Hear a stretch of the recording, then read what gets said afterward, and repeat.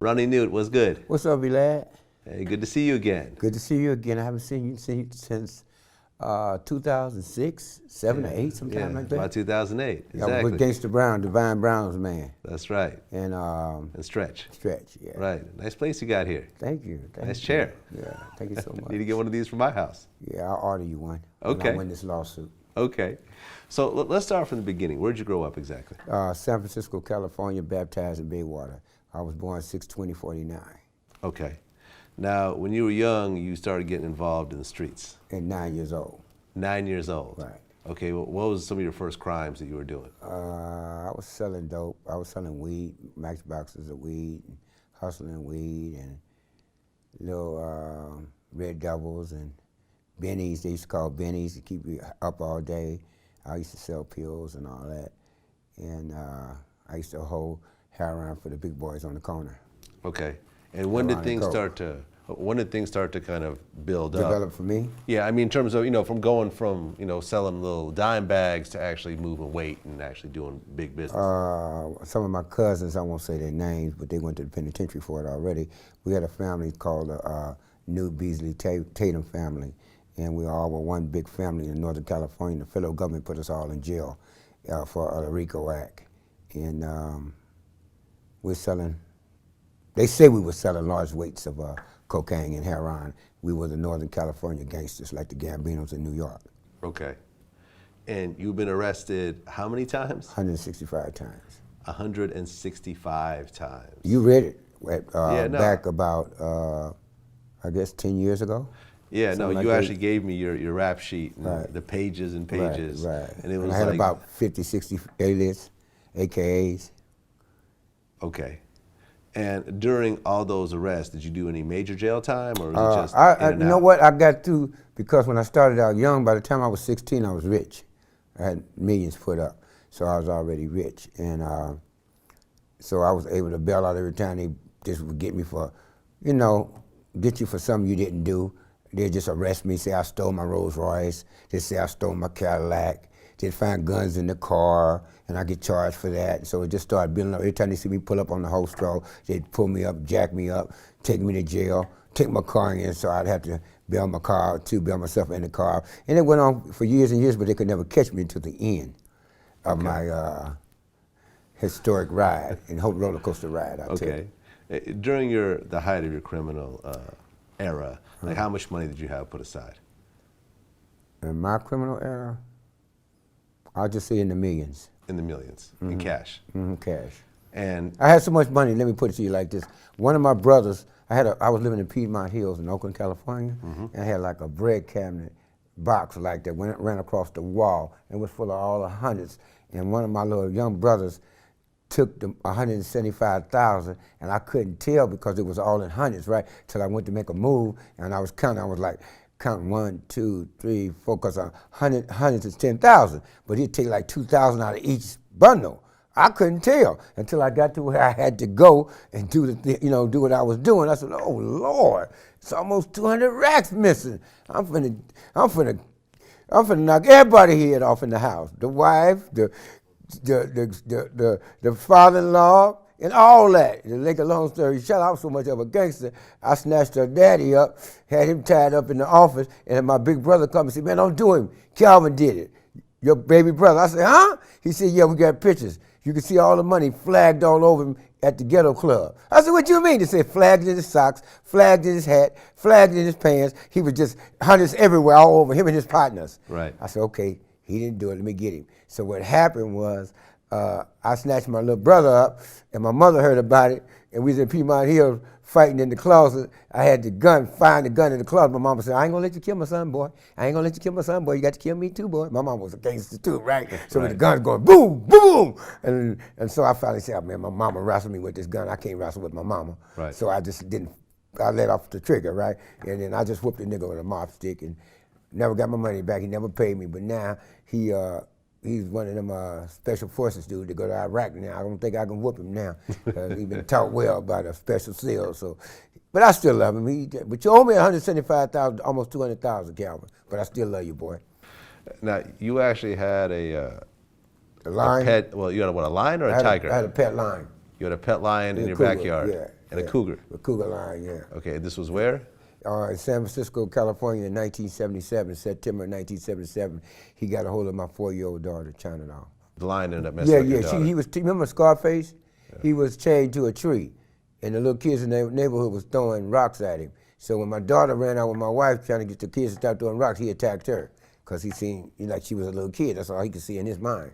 So he attacked her, and I was in the bed sleeping. I could hear this loud, nervous scream. I said, "What the hell is going on?"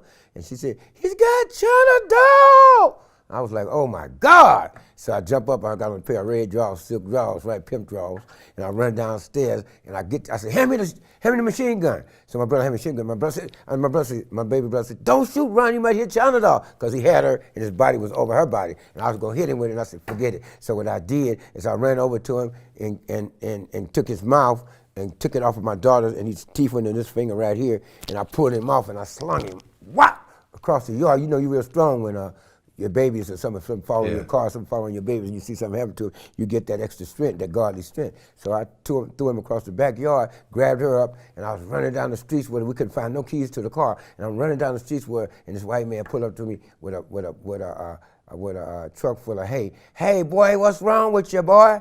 I said, "Man," he said, "you're running down the street butt naked with that girl." He said, "What's wrong?" I said, "She been bit up in the face by my line. Can you help me, please? Give me the San Francisco General." So he said, "Yeah, get in, boy." He's smoking on a cigar.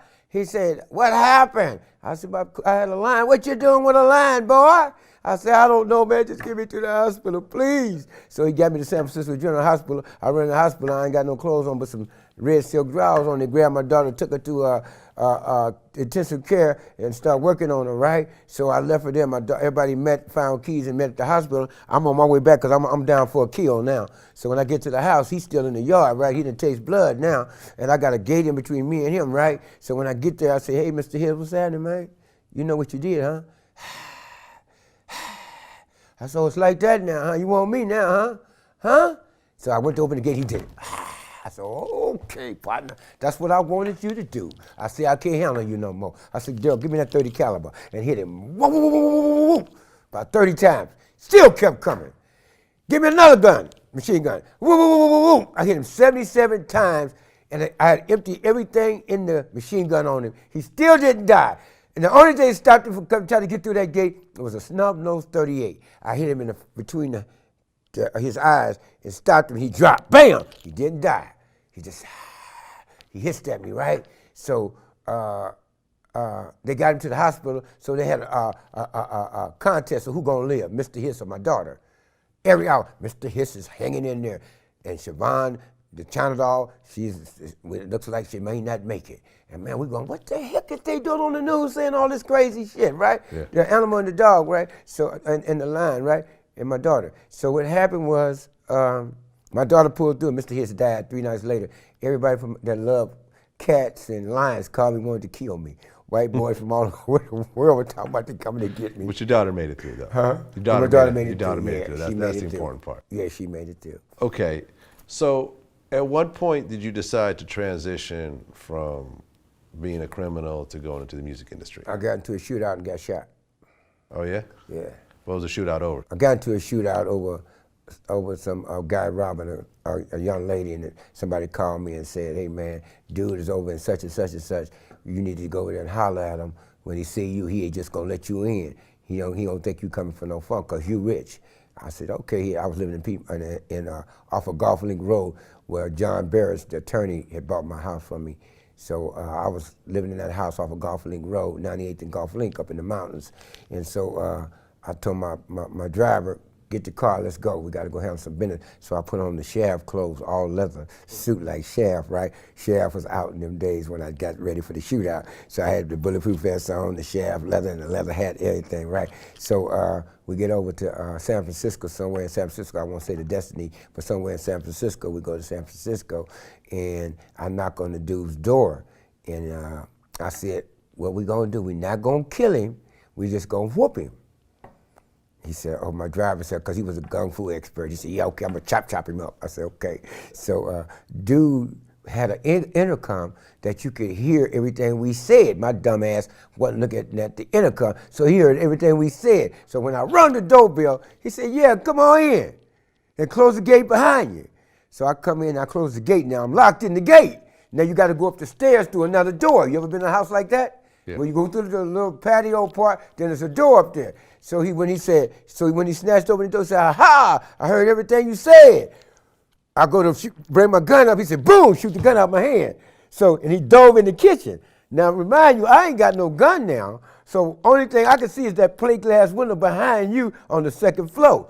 Now just lo and behold, my brother who was driving and my guy was with me. When my brother heard the shooting, he pulled up in front of the house. So I dived through the plate glass window. This ain't no stuntman shit or nothing, because I got a cut in my face and a bullet in here. So when I dived like this, bam, through the glass. I got one cut and fell in the back of a drop-top 73 Eldorado with red inside, white on white and red, right? And falling there bleeding like a pig. And my little brother's hollering, "Oh my God, you're gonna die." I said, "Nigga, get me to the hospital." He said, "San Francisco General." I said, "Not no San Francisco General, Oakland Highland Hospital. Get me there fast. I'm bleeding to death." He said, "Ronnie, you're gonna die. Please, no, man. Let me get to." I said, "Gerald, they check for guns when they hear gunfire in the city. They check all gun bullets and all that. They check it. They come as soon as they hear." So we'll just tell them when I get to Oakland, somebody shot at me. So you get into the shootout, Right. and you decide that you get out of the Not shootout. yet. What happened when I get into the shootout, my brother get me to the hospital. Now my leg is fractured, so my leg is up in the air, and my arms are out like this, and my China doll come running in. "Oh my God, oh my God, oh my baby, I hope he ain't gonna die." They get the bullet out of him. But I was laying there, right? I was like, "Just give me some pain medication, bitch. Give me some pain medication. I'm hurt. They ain't giving me no pain medication." They said, "Get him some morphine, get him some." I said, "Give me that stuff you give them in Vietnam when they get shot." They said, "Oh, this fool is crazy." I said, "Give me some of that stuff. I seen that shit work before. Give me some." So they give me some morphine. I said, "Okay, I'm good." So I'm laying there. She looked down at me. She said, "Ron, it's gotta stop, baby. Are you gonna die out here?" I said, "What can I do, baby?" She said, "Well, we got some kids. Remember you said you wanted to have some kids like the Jacksons? Well, we got something like that. They've been doing shows." I said, "For real?" She said, "Yeah. We got one of them saying like Michael almost." I said, "Don't play with me like that." And she said, "Well, their next talent show is in about a month. And after you get well and rested up, we're going to go to the show." I set it up for them to do a show in Bayview, Hunters Point. But we were still living in the mansion, but we still were going back to the hood. Right. So we went back to the hood, and I watched the boys win a contest, right? I was like, uh-oh, it's only cracking now. That's 2, right? It's only cracking. So now I said, I got to get another one out of her, right? It was 2 boys, 2 twins. And then I had a son named Ron by Belinda, who did 15 years for me for the dope. I had a son by her, so that made 3. Then I had little Jay Valentine, that made 4. So I started grooming them, getting them together, stopped pimping, was working down on Pier 39 with them. They strutting, getting like $1,000 to $800 a day. We killing them, because every time they're playing a rock till they don't stop, that's every 3-4 minutes, we get $400-$500, $300-$400, $200 no less than $100. But we working from 9 o'clock in the morning to 12 at night, so we killing them. I say, shoot, $1,000 a day, this almost, shit, this is 5,000, that was 7,000 a week. We was making about $20,000 to $28,000 a month, right there on Pier 39, because all the Japanese tourists and everybody was coming down to the wharf. So after that, I started doing shows at my partner's birthday parties, letting them come in doing the strut and the robot and all that, and shows that all the players and pimps was giving. They'd say, "Ron Newt, bring your kids so we can have some talent." So I bring the kids, they strut, they make them $600-$700 for doing the show there, and then all of a sudden one of my partners slid up on me against the brown and said, "Man, they got to start singing now." I said, "Huh?" He said, "They're young, you can teach them," because he played drums. He said, "They got an ear, all they got to do is just hear, because they got an ear." I said, "Ooh, that pimpin' sound real good to me." He said, "Ain't you ready for them to be like the Jacksons?" I said, "Yeah." Then I said, "Well, who do I talk to?" He said, "Bubba Hemp, man, it's Sly Stone, he know the game. Hemp Banks, right, with Sly." So I got in touch with Hemp Banks. Hemp Banks said, "Man, go to the store, get the Starlistics, the Delphonics, the Jacksons, get all of them and start playing it to the kids while they sleep, and they sleep. Put earphones on them all day riding in the car, just have them hit a note." And Bobby seemed to have what it took first. Then second came Jay the Baby, it was sounding like Michael. And then the other 2 caught on, Ronnie and Ronnie caught on. I had two Ronnies, so they caught on, and man, we started rolling. Then I said, okay, now it's time to get them ready. And I always had a plot, just like I got a plot beat up in this house. I say, now I got to get to the Circle Star when Donna Ross come. Donna Ross came to the Circle Star, and she's sitting in the audience. I had them all in black tuxedos with red ties, right? Little cute-ass boys. And she said, ooh, who family is that in the front row? Because I knew Don Joe, who owned the Circle Star, so he let us have the front row so Donna Ross could see us. And the stage is going around. She come back around. She said, hold it, stop the stage. I want to know who those kids are. Would you please have those kids come to the stage? They looked at, I remember the Jacksons. I said, whoop, there you go. It's only cracking. So she said, Roscoe, you got your pen and your contract with you? We're going to sign these kids tonight. And so we get up on the stage, and Bobby was singing Why Do Fools Fall in Love with Donna Ross. So we went to the dressing room. Everybody in San Francisco was crazy about it. That's when the Neutrons' name started rolling. They was on stage with Donna Ross. Oh my God, these little boys going somewhere. Right. And that was the name of the group, the Neutrons. Yeah, that's Ron Newt turned around. Right, yeah. And so what happened? Ron Newt turned around. Oh, okay, I didn't even catch the second Ron part. Newt turned around. Okay, I knew the Newt part, but Game Tight, that's Game Tight. Okay, yeah, there that's we what you go. call Game Tight. Game Send it Tight. in and see what's in it. That's right. Yeah, that's right. Okay. So what happened was then I said, okay, I got to start building my empire bigger than what it was when I was out there in the other game, because that empire money you couldn't really spend. And if you did spend $1 million or $2 or $3 million, you're going to jail because you got to pay taxes. So I said, I got to build me a real empire now legally. Then I said, when I messed up, when I told her, well, I want to meet Joe Jackson. Down there I said, who? She said, I was going to try to get you with Barry and them. I said, I like Joe Jackson. She said, all right, just still take the number and get with us. So we took her number, got Barry Gordy's number to Motown, and my friend Bubba Hemp was doing stuff with Barry Gordy, and I called Bubba. I said, I got the number to Motown. Barry Gordy. He said, oh, that's my buddy, that's my partner. We play golf together. Woo, woo, woo. I said, okay. So he took me down to meet Mark Davis, who was Smokey's cousin, and we go upstairs and see Barry, but Barry wasn't running stuff then. It was Al Bell from MCA Records was running Motown now. Al Bell, who owes me about $20,000, $30,000. I like to say it. I wish you pay me, Al Bell. Yeah, because I'm a player for real. I need my money. So what happened was I was in the office and they performed for me. We said, oh, and then Anna Gardy said, oh my God, they can really, these boys can go. They need some more practice, but they can work, right? And then I said, hey, where's Joe Jackson? Again, right? I was in love with Joe Jackson. And it was like, he's down on the 7th floor. I said, where? They said, room 716. I said, can I take a break? I want to go see if I could meet with Joe Jackson. They said, fine, if that's what you want to do, because I knew he knew how to train kids. Yeah. So what happened, I went down there with Joe Jackson, couldn't meet him the first time. Second time around, I was able to meet him, and Bobby ran in there and did the Michael Jackson. He said, boy, go get some Kentucky Fried Chicken and some watermelon. We're going to eat good with these boys. I'm going to sign these boys to a record, to Jackson Records. Michael going to like these boys. So Joe Jackson signed the Neutrons to Jackson Records. Yes, sir.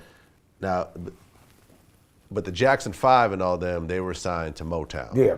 No, they were gone then. Oh, they were gone by then? Yeah, they was gone to Okay, CBS. and Michael Jackson had his deal with who? CBS. They had to deal with CBS. Yeah. Okay, so Jackson Records was something that Joe Jackson, that was his own Michael project. had put his money with it. It was Jackson family money, Captain, everybody's money. Okay. So you now signed... Because at that time, Joe had Janis Jackson and LaToya. Janet Jackson. It was on the and label. LaToya. Oh, yeah, they were on Jackson Records. Yeah, they were on Jackson Records. Aha. Okay. So now you're assigned to Joe Jackson. Right. And I'm managing with him because we cousins. We found out we was cousins from Pine Bluff, Arkansas. So he said, okay, we cousins. I'm gonna split the management with you and pay you and make sure you guys is all right. Okay. And what was it like doing business with Joe Jackson? I love Joe Jackson to death. To death. Joe Jackson gave me, he's not the mean guy that everybody say he is.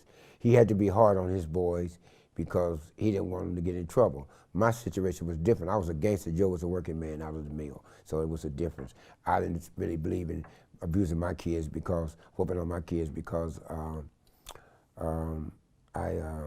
was abused by myself. But I was pretty rough on my kids too. I mean, I did some crazy stuff to my kids, like he threw Terrence Howard threw his kids in the trunk. I threw my boys in the trunk, the two Ronnies, because something came up missing and they were supposed to be watching it. So I got mad while they was rehearsing at the ranch. We had a ranch with horses, and I threw them in the trunk, and shot at the trunk, over the trunk, not in the trunk, but over the trunk.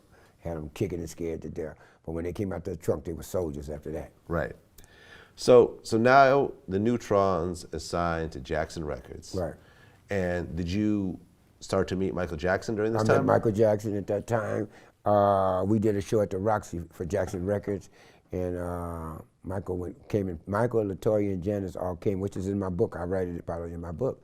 And Michael saw my kids and went crazy. Said and taped it. Matter of fact, he has a tape of the Roxy show where he taped it, and he said, then that was the night of my wife's birthday, and we were staying at the Sunset Hotel on Sunset, and that morning after doing the show, Michael had Joe call and invite us over for breakfast, and we stayed over there almost a day and a half.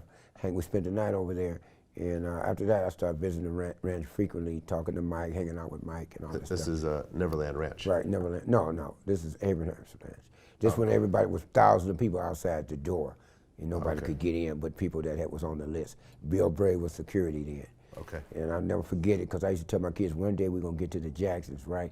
And we used to go on a yellow bus and sit out in the front and never could get in, right? And my kids were like, Dad, let's go home. I wanna go home. Because I had moved them to Granada Hills too. And they said, I wanna go home.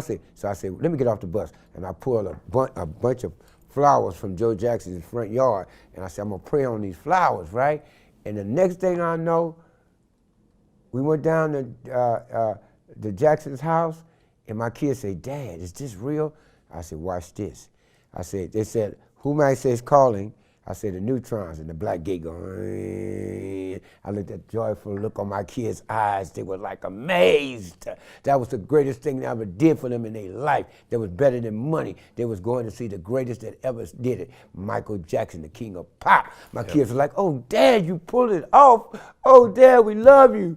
And then Michael came out, and they hugged him, and they all ran around Encino Ranch and just having fun playing with Louis the Lamb. And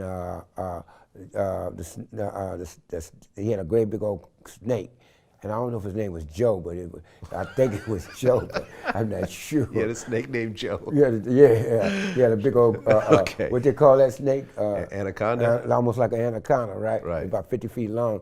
And I said, what's the snake name? I think he said Joe. I said, Joe? And they said, yeah. I said, oh, okay. And so and Louis the Lamb spit at me, right? He liked to, it was one of them things that like to spit at you, we know what I'm talking about, right? Yeah. They spit all the time.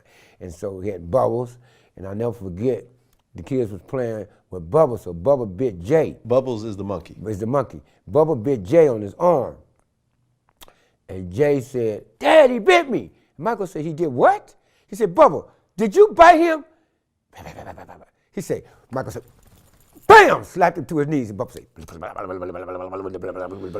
I said, what is he doing? Michael said, praying for his life, because he know he done did the wrong thing. So Michael Jackson beat up Bubbles. Hit him with an 8-piece. With an 8-piece? With an 8-piece. Mike was fast. Really? Oh my God. But monkeys are really strong though. Yeah, but he couldn't mess with Mike. Mike hit him so fast, man, he was down on his knees, praying So for his Michael life. just beat the crap out of Bubbles. He hit him with an 8-piece. Hit him with an 8-piece. Like Mayweather hit Pacquiao. Okay. Now, later on, Michael was being charged with the whole child molestation thing. Mm-hmm. And you actually got dragged into this. A friend of mine told National Inquiry that he knew some family that knew the Jacksons. And they called me on the phone and asked me to come to the hotel. Now, me being a player from the Himalayas, I said, I'm going to go and see what they're talking about, so I could take the information back to Mike and Johnny Cochran. So I go down and I said, yeah, what's happening? So they said, yeah, well, I said, well, I said, what I'm here for? I said, I'm here to help Michael. Oh, he said, oh no, that ain't what we want with you. We heard it that your boy spent nights at the house. We want to know if Michael tampered with him. I just picked him up or touched him in any kind of way. If he did, we got $200,000 for you. I said, huh? I had just got out of prison. I said, man, I can't do that. Can't tell no lie like that. I ain't doing that. He said, you show what I'm gonna do? I'm gonna draw a check up, a contract up, and I'm gonna show you we're finna give you $200,000. So they want to pay you $200,000 to say that Michael Jackson molested your kids. Yeah, just touched him or whatever, man. Right. Touched him or anything. What would you have done if you found out that Michael Jackson molested your kids? What you think I would have done, man? I'm a gangster. Come on, man. Right. It'd have been a problem. Come on. Right. Well, you told me back when we met up years ago that if that would have happened, you would have killed Michael Jackson. If he'd have touched my kids? Yeah. Absolutely. Right. Yeah.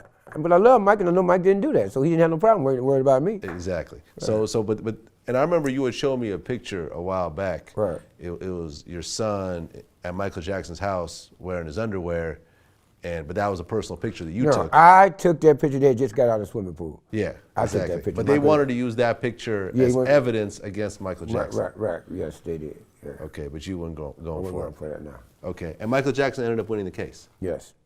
And matter of fact, I was on my way down to help him win the case when I got a phone call from Messenger and said, "Oh, we don't need you. Mike gonna be all right." I said, "Okay." So, Ron, what is this a picture of right here? I got the glove on, Michael Jackson's famous glove that's worth $250,000, and I got the Thriller jacket in my hand, and I got one of the silver jackets on. I got the silver glove on. Oh, Michael let me put it all on. Michael put the coat on me himself. So that's Michael Jackson's coat, his glove, and his Thriller jacket. Yes, it is. What is this right here? Oh, that's me and Joe Jackson in the Encino bedroom, talking, hanging out. That's Joe Jackson on the bed right there. Right, yeah, that's when I had skipped away from Susanville.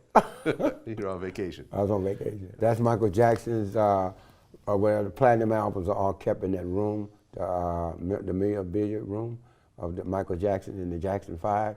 That's downstairs in the big room with the platinum records. Okay, and those are your kids, the Neutrons? That's the kids, the Neutrons. Now this one is Michael Jackson. I think I'm the only person he ever called Dad, because he called Joe Joseph. He said, "To Dad." You see the signature? Yep. To Daddy, Ron Newt. This is my wife and my kids. We're up in the Michael Jackson's room where he got his costumes at. What is this right here? That's Michael Jackson's jacket when he went on the tour, when he was touring. This is the Jacksons? Yeah, this is the Jacksons. Okay. This is while he was still with Pepsi, when he did the Pepsi commercial. Okay. Was he still with the Jackson 5 during this time or no? Yeah, looked like a burn mark, yeah. Wait, was this the actual jacket he was wearing? Yeah, this is the jacket he was wearing? I got this out of his closet. So you think this is the jacket that he actually... I'm not sure. I know there's a burn mark on it when I took it out. Right, because when he was doing the Pepsi commercial, his Jerry curl caught on fire. Yeah, but I don't know if he had the jacket on or what. I don't know. But I know I got this out of Michael's closet. That's Michael Jackson and Jackie Jackson and Michael's bodyguard over behind Bobby with Michael arm around Bobby. Jay's standing in front of Michael. Ronnie's holding Bubbles. China Law's in the back. Jackie's right there. Misha's right there. Ron is right there. And Ronnie, that's the day that Bubbles bit Jay on the arm. Okay, so there's Bubbles the monkey right there. There's Bubbles the monkey right there. That's the same monkey that... That's the same monkey that Michael was carrying around all the time. So Bubbles bit who? Jay, the baby, Jay Valentine. Okay, he bit Jay, and then Michael beat the Hit him with an 8-piece, yeah. Hit him with an 8-piece. Michael hit him with an 8-piece. That's Bubba. We're in the yard, Michael Jackson's yard at the Encino house on Havenhurst. That's Ron, Bob Newt holding Bubbles, Misha watching Bob hold Bubbles, and the bodyguard. Right, and that's your daughter. Ronnie over in the corner. That's my daughter Misha, yeah. That's your daughter Misha holding Bubbles right there. Right. Okay. And this right here when we were on Jackson Records. Mike on his knees, please. Joe Jackson over in the counter looking at Michael. Got his eye on Mike. We got that snake eye on him. Eyes on the prize. Eye on the prize. I have Michael Jackson and them on my visiting list in federal penitentiary. Michael Jackson's on your visiting list? Yes, right there. So Michael Jackson came and visited you in prison? I ain't gonna say. But he was on the... But you see his name? Where's Mike at? Yeah. Michael Jackson, Joe Jackson. Approved visiting for Terminal Island, California. So at one point, you left Jackson Records? Yeah, we left Jackson Records and went back home. Why is that? They wanted Joe to retire. Said, it was over. Joe was getting too old. Joe would come to me and say, Newt, I've done what I could do for you. You're on your own now. You met a lot of people through me. Let me see you handling your business. Okay. And that's what I did. But when I went back to San Francisco, I got in trouble.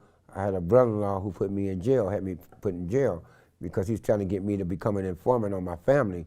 Even though I wasn't in it no more, they knew I knew some things, and the brother-in-law was trying to get me, and a cousin that was a cop trying to get me to tell on my family I wouldn't do it. So they set me up with a shotgun in a garage with a friend of mine, and some of that bunky shit in Empire set me up, and I went to prison, and I had to escape.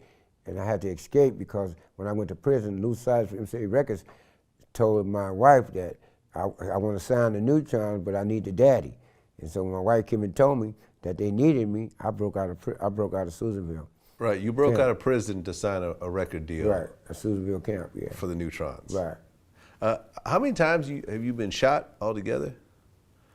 I shot myself, and I've been shot one time. That's it? That's it. And this cop shot me years ago in the ass.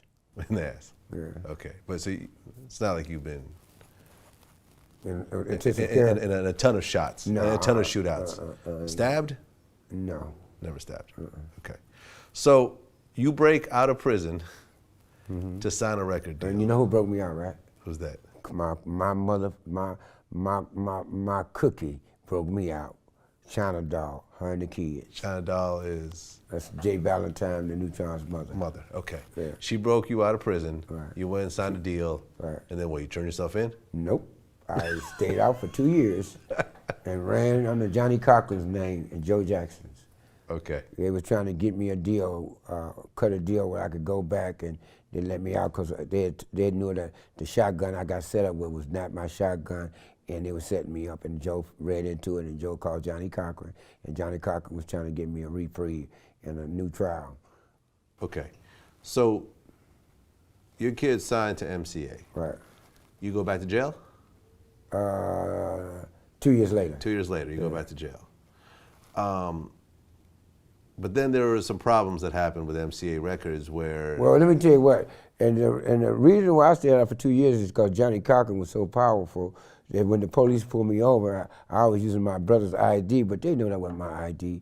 In some kind of way, they like just let me go on about my business. And where I hid out was in Encino. But Miss Jackson them didn't know I was a wanted man, where I used to be at their house. Right. Miss Jackson, they didn't know I had broke out of prison. They just thought I was down on my luck back in L.A. Okay. Now, but there was a point when MCA Records and the Neutrons, that the relationship stopped working. Stopped working because Teddy Riley and New Edition got into a shootout on the road in New York. Teddy Riley and New Edition got into a shootout? No, they got into a fight. A fight. And the bodyguards got into a shootout, and one of the bodyguards got killed. Okay. So then what happened to the Neutrons?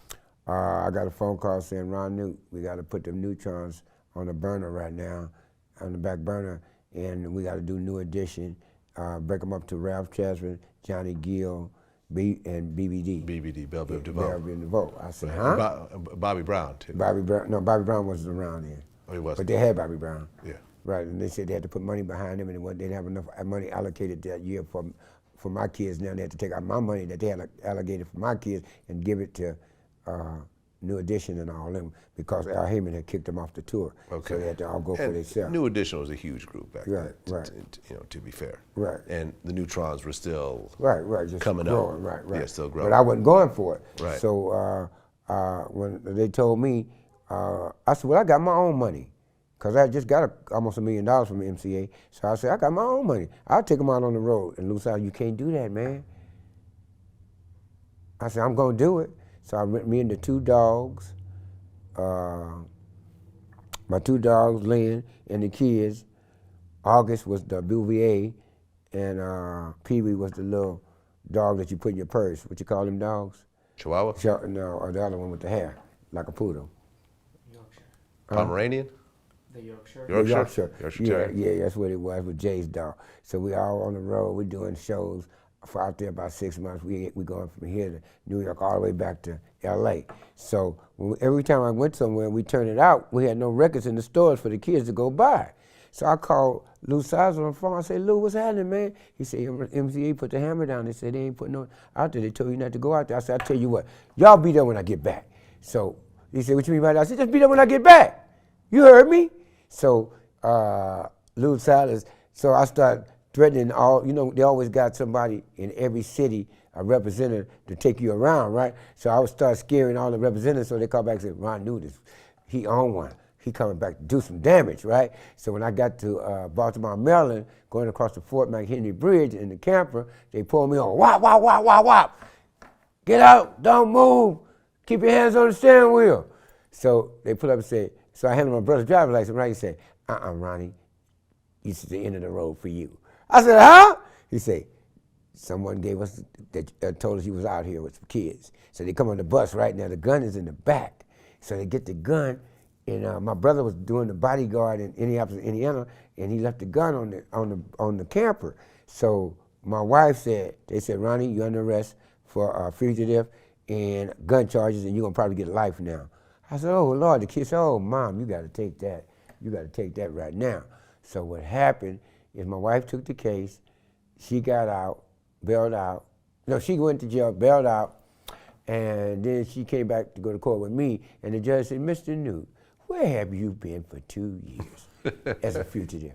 I said, ma'am, I've been say to no to drugs all the way from here, California to New York, to Baltimore, Maryland.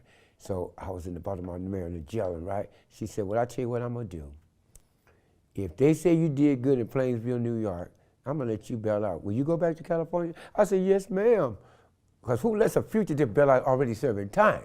Yeah. So I go back, she said, come back this afternoon at 2:30. So I go back to the jail, right? And they had rats in Baltimore jail so big, bigger than cats, right? Dare you to eat your own food. I got on my knees, I said, Lord, I think I'm tough, but I don't think I'm this tough this day. I cannot do this Baltimore, Maryland jail. Would you please let the judge let me go home?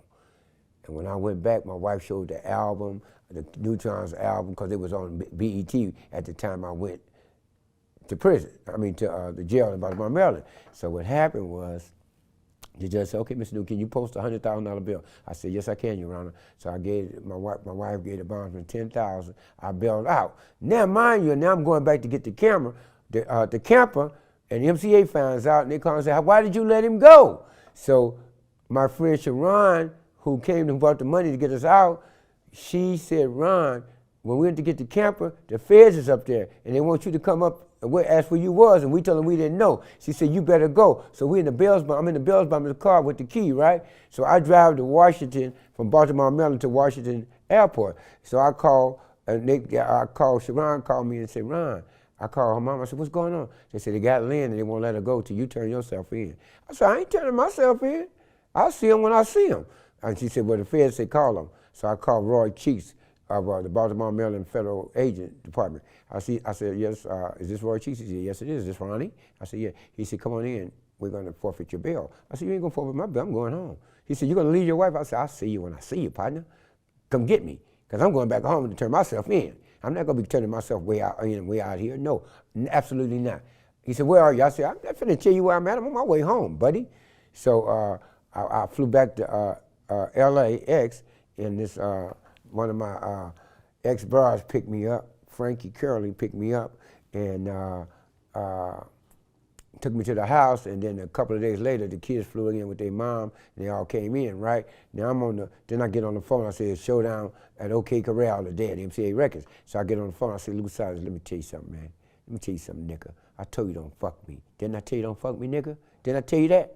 He said, Ron, man, what? He said, you out? I said, I'm out, nigga, and I'm on my way to see y'all about my contract, and I want my contract back and my money. I want to pay out the contract, and I want everything. And I'm not playing. So I strapped up what they say I came with a hand grenade and a Uzi. Hand grenade. That's what they say.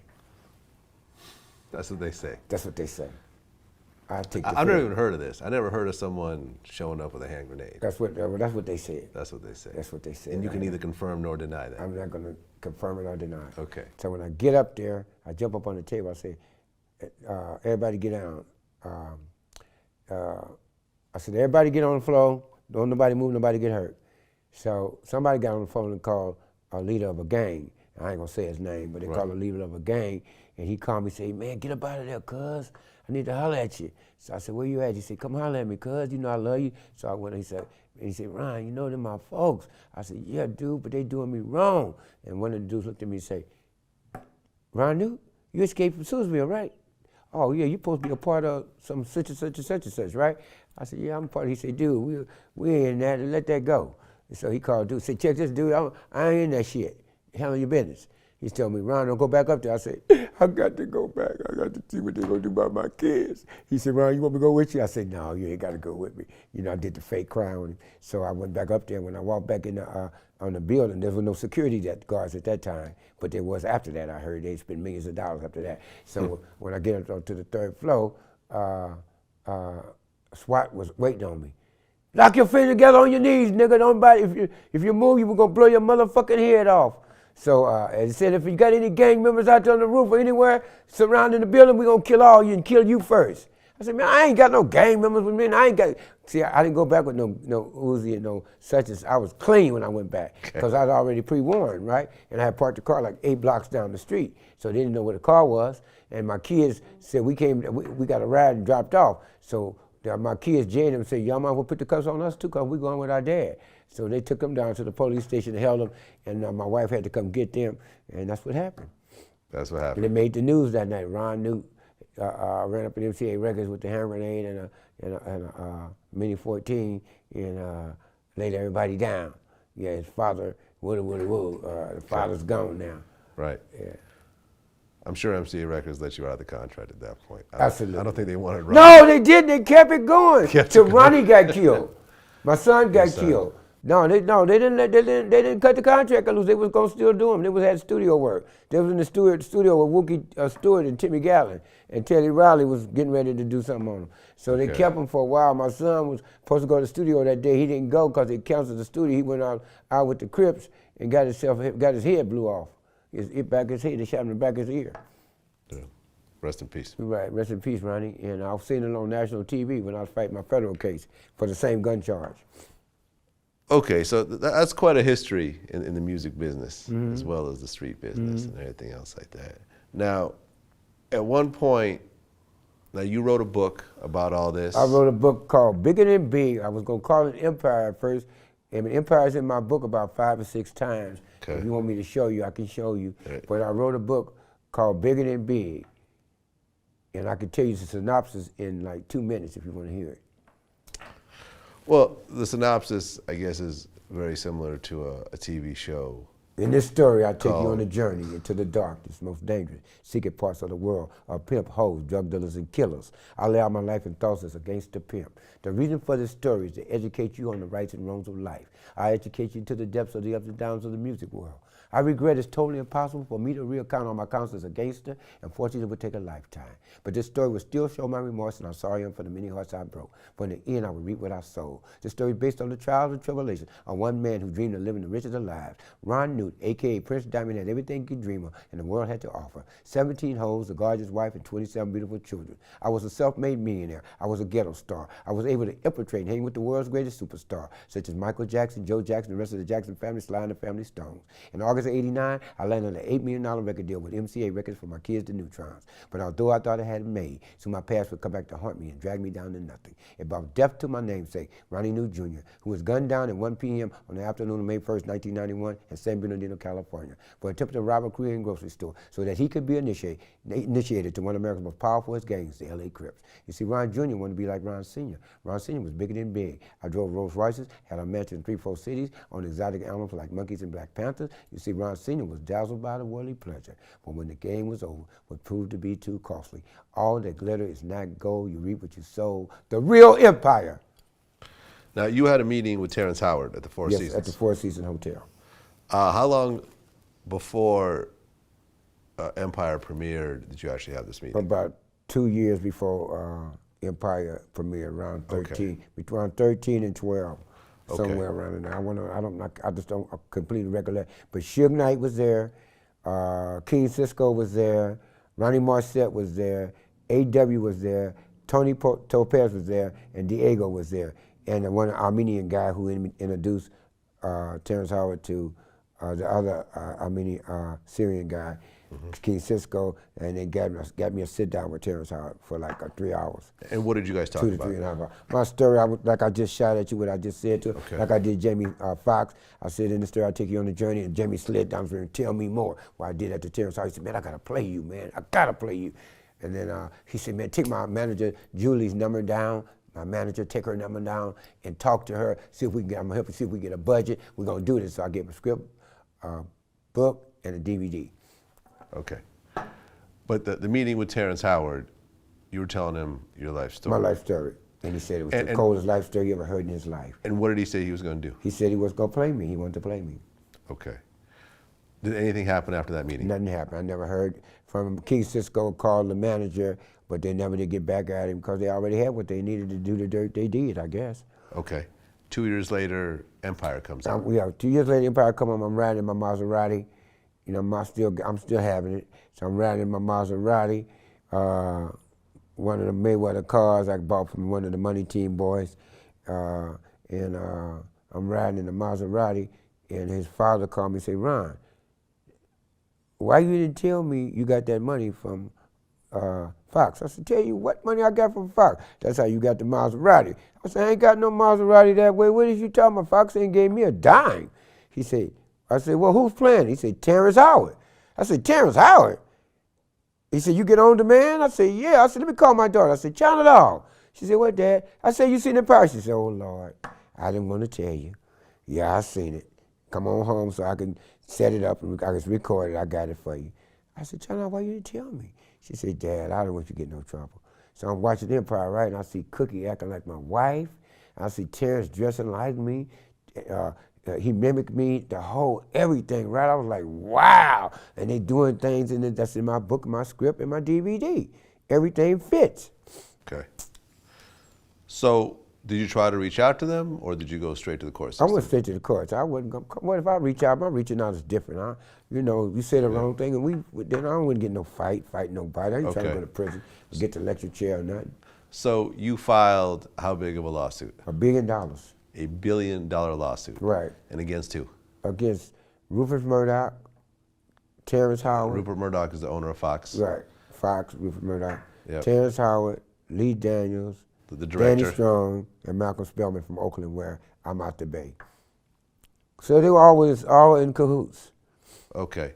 So you. I don't put it on. I wouldn't say Murdoch was, but he took it. He should have checked to see was it copywritten or how long it been out there, right. or who is this guy? Because if you come up with an idea like me and you was going to do something with BET, right? Yeah. On American Gangster, we got it, but they shut us down. They shut down right before it was our turn. Right. So you had it already. It'd be the same if you would have took my story and left me. Right. Because I gave you the same thing. Pretty much. Am I yeah, right? I didn't do nothing with it. Right, but I gave it to you. Yeah. I hope you did.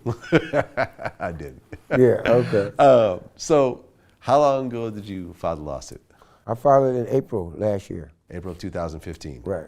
Now, what happened recently in court? I've been to court. They tried to dismiss 3 times already, and the judge said, "No, we're not doing it." I didn't have the copyright papers filed yet, and the judge said, "I'm gonna give you some time to get your copyright things together." So I got all the copyrights now. And the last time I went, my lawyer told him, "Oh, I got some copyright, but I don't think they said printed material. And I don't think the script's been material." And I hollered in the courtroom and said, "Hold on, man, it's been." And the judge said, "Okay." She knew it was me. She said, "Okay, now I'm gonna have you removed from my court." She didn't say my name, so I just shut up. But I had to let her know I got it, right? So she didn't dismiss it. She just said, everybody come with a brief. They're doing a brief tomorrow on the 26th. We coming one on the 2nd. And then she's going to make her decision if we're going to carry on with it. But she gave me the court dates and the status coming for settlement and all those dates for next year, for this year. So the court case is going forward? Yeah, it went forward. It's going forward right now. Okay. Did any of the people that you're suing offer you a settlement? Let me say this. I don't know if it was a guy came to me, and I think it was a host, like a dude playing on the radio, on Jay King's radio, like he was Terrence Howard, and then Terrence Howard supposed to call me. I got the DVD with Terrence Howard talking to me, but some people say it ain't Terrence Howard, so I was on the radio station cussing at each other, talking crazy, and Terrence Howard, supposedly Terrence Howard said, "Denzel told me to whoop your ass." I say, "You tell Denzel he come whoop my ass, and if you put your hands on me, nigga, I'm gonna gun your bitch ass down, nigga. I ain't that dude. I'm telling you now, nigga, I play real hardball, so freeze that shit, nigga. Put it on freeze if you are the real Terrence Howard. Because if you hit me, nigga, I'm gonna down you, and the police might well come and put handcuffs on me." Okay. So you have $1 billion lawsuit. Right. That basically you feel that there's so many similarities between Empire Right. and your story. Right. That it's just, Right. it's not 4 just- drug dealers killed. Cookie wearing a hat. He's standing up at the round table, like I got the round table. She comes in the lingerie. I got the girl laying on the lingerie table. Empire's in my book 4 or 5 times. The roaring lion is in my book. The lion roars. I said that when I escaped that night, the mountain lions were roaring. So that's similar. Cookie mentioned San Francisco in Empire. They mentioned Hunters Point, where I'm from, in Empire. Sean Johnson is supposed to be like me. He got people doing stuff from Hunters Point all the way to New York and Chicago and all that. That's in my book, all that stuff. Everything, all that dialogue is up in there. All right. And they got a part in there where when he shoots Bunky, I got a part where I'm supposed to kill a dude named Fast Eddie in my book, and I said, "Cuz I loved you like a brother," and tighten on the trigger. Bang. That's the only thing. He said we were friends since we were 14, and bang. So that's similarities. Squeezing it, because it gotta have in their script, the scripted. He's pulling a gun out of his pocket and getting ready to fire. Same thing, that's description. Where did you get that from? Where did you get the 4 drug dealers from? Where did you get, you know where you got Lucius line from? You know where you got the line? Okay, everybody always said I was the devil in the book, right? And even that Lee Daniels said my book was too graphic and too violent, it was too serious. So I figured they got the line where China Dog got bit by my line. Right. And I figured they got Lucius is the devil, Lucifer. So I figured they were using, they were depicting. If I'm a creator and I know how to create something, I could take and create American Gangster and steal from that, and you would know I stole from it. But I know how to chip it up and cut it up. Right. Yeah. Well, I mean, I know that these trials take a while, so it'll probably be a couple of years before it goes all the way Well, through. I don't know about that, but I can stand. I got a big show coming up. I already got a show out of the deal. I already been shooting. As you can see, the lights in here. Well, this house is already set up for lighting. Right. The lighting is already in the house. I won't tell you who's got the TV station because I'm not allowed to. But you see the lighting in this $2 million house.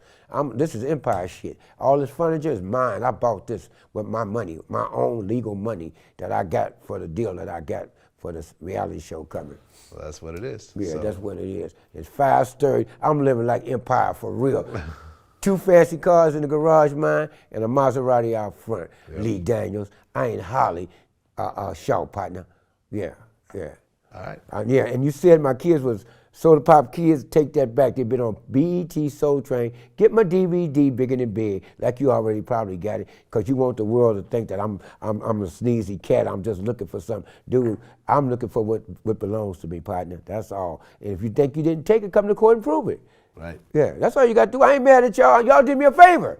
Thank you so much to Lee Daniels, Terrence Howard, Malcolm Spellman, and Danny Strong. Thank you so much. Because when I depot you, I want to see what you come up and tell everybody how you came up with some gangster shit. Ain't none of y'all ever been real gangsters. Stop that shit and take it home and put it to bed. That's a promo shot of Empire in the 2nd season. I guess they didn't give a damn after I started suing, so they went and got my DVD and copied the line of me sitting next to me, my line. Tiger. Tagger line, same thing.